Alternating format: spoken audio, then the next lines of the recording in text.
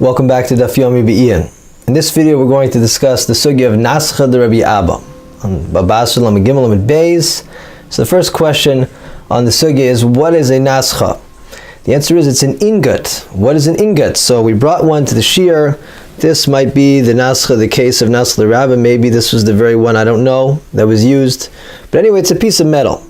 And what happened was, once upon a time, there was somebody who we'll call Ruvain, who was holding onto his Nascha, and somebody else came along, let's call him Shimon, and grabbed away that Nascha. So Ruvain took Shimon to court, to Rabbi Ami's court, and brought a witness that testified, one witness, that testified that Shimon indeed grabbed this Nascha. Shimon responds, yes, it's true. Chatvi, I grabbed it, but Didi Chatvi, I grabbed it, was mine. This Nascha belonged to me, that's why I grabbed it. So Rabbi Ami said, this is a hard question. How do the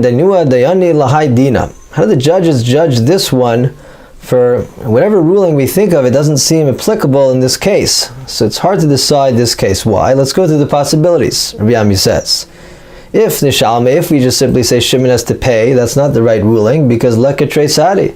There were not two witnesses here that testify that Shimon grabbed the Nascha. And therefore, Rashbam explains, being that the Torah says, Al pi shnayim inim yakum davar, it's a fundamental halacha that you need two witnesses to establish anything in court, anything as a fact. And therefore, if Shimon wanted to, he could have just denied that he grabbed it.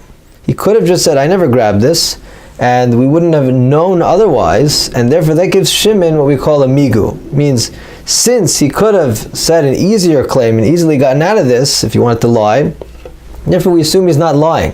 And so we should believe his claim that Didi Chatvi, that he grabbed, it was his.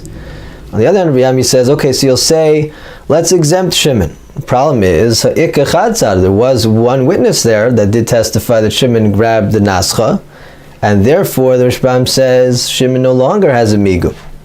Because what does a migu mean? It means that, believe me what I'm saying now, because if I wanted to lie, I could have easily said something else to get out of payment. That's no longer true. Because Shimon, if you would have claimed that I never grabbed the Nascha, the halacha would have been that the court would have made you swear against the Eid Echad. For the Torah says, even though a single witness can't establish anything as a fact, you can't just simply take away money based on a single witness, but the single witness does obligate the defendant to swear against the single witness.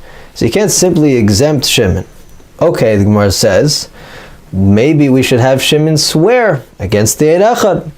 Maybe that's the right halacha here. The Gemara says, no, that's not the right halacha.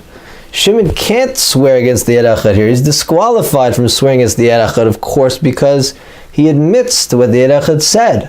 The Eid Echad said he grabbed. He said, yes, I did. He agrees with the Eid Echad. He just has a different reason why he doesn't have to pay.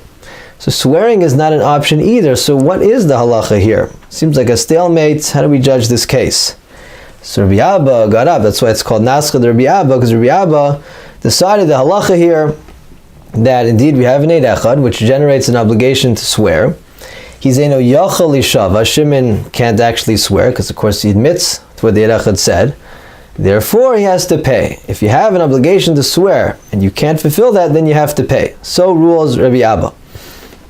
I have a question, though, on what happened here. The math doesn't seem to add up. For the Gemara starts out here, starting premise is that Shimon has to pay. I mean, of course, if two witnesses testify that somebody grabbed from somebody else, he grabbed something, and the defendant says, well, I grabbed it, was mine. Of course, he would lose, he would have to pay. Because if we know somebody grabbed something from somebody else, then that person who was grabbed from was muhsik, he had physical possession, so the assumption is it belonged to him. So if somebody else grabs from that person, you have to pay. We assume it's stealing. You can't just say, I grabbed, it was mine. So Gemara says, so probably Shimon has to pay over here. We know he grabbed. I mean, he himself admitted he grabbed, so probably he has to pay. How do we save Shimon? What's the redeeming factor for Shimon? Oh, the migu. The migu saves him. Here he has special credibility because here we didn't have two witnesses, so therefore if he wanted to, he could have just said, I didn't grab. So that gives him credibility and therefore, gets him out of having to pay. But the Gemara then says, no, Shimon does not have a migu because of the Eid Echad. Since there was one witness, denying completely that he grabbed it would have involved swearing. You don't want to take a false oath. So that means there's no more migo. So we should be back to that he simply has to pay.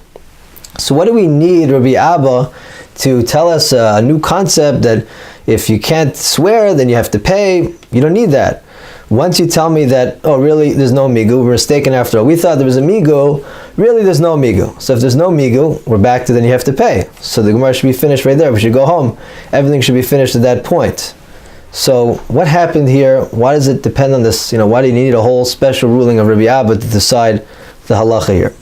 I'd like to share with you a Gemara in Pesachim, Kufi Gimel Mid Beis, it's source 4 if you're following on the sheet, that tells the story of Tuvia and Zigud. So once upon a time, the Gemara says Tuvia did a sin. And the Gemara says Zigud came into Rabbi's court and testified about Tuvia that he did this sin. What did Rabbi do? He gave Zigud lashes. Zigud says, what? Tuvia did a sin and Zigud gets lashes? What's the meaning of this? Rabbi says, that's exactly right. Because the Torah says, Lo yakum eid echad. You can't have just one witness establish something in court. Therefore, what you're saying is just mere libel. You're just being motzi shemra, which gets lashes. That's why you get lashes. I think you see from this Gemara an interesting point about the concept that when we say you need two witnesses in halacha, it doesn't mean that one is almost there and you need a second one to get a full testimony. No, you see that one witness in halacha, assuming it's a regular case where you need full testimony, you see that one witness on such a case is equal to nothing, is zero. And that's why Zigud there got lashes, because he wasn't giving testimony. It was nothing. It wasn't something we had to even think about. Well, maybe Tuvia did this sin. No, it equals nothing with just an eid echad. Now, if that's true, then we could say the following. When the Gemara brings in the eid echad in our case, where it says, one second, you can't just let Shimon be exempt. There's an eid echad. The Gemara is not saying that therefore Shimon completely loses his migo, his stronger position. It's not true. Because in terms of the question of does the court believe, in terms of what they believe happened here, what we call birur, what happened here? Did he grab it or not? In terms of that question, the eid echad doesn't tell us a thing. It tells us zero. And therefore the only way we knew that he grabbed was through Shimon's own admission. If it's only through Shimon's admission, then Shimon is the boss. If Shimon says, yeah, I grabbed, I'm willing to tell you that, but I grabbed, it was mine, Shimon is in a strong position. In the world of birur, all the Gemara is saying though with the eid echad is that in the other world, the world of shvuah, the world of the scriptural decree that the Torah says there is a halacha that an eid echad can create an obligation to swear. In that world, Shimon's position is weakened. You can't ignore the world of shvuah, and therefore we can't simply exempt Shimon. That's what the Gemara means. That's why this was such a conundrum. It was like a stalemate. Rabbi didn't know what to do. It's like a tension between the world of birur of what happened here. Well, the eid echad is nothing in that world, so seemingly according to that, Shimon should be exempt. But there is a technicality called a shvuah. In that world, Shimon's position is weakened. You can't really say he has a migu in that world. So what is the halacha here? To which Rabbi Abba innovates that there's a halacha that if in the world of shvuah you can't actually, you're unable to swear, then you have to pay. It's true we have no idea what happened here other than through Shimon's admission. The eid echad doesn't tell us at all what happened here, but if you technically had an obligation to swear and you couldn't actually swear, then you have to pay. That's why Rabbi Abba concludes that Shimon has to pay in our case. So just one interesting point in a very interesting topic. Hope you've enjoyed this. Remember, you could always get the daily daf shiurim at realcleardaf.com or in the app. Hope you've enjoyed, and we'll see you next time.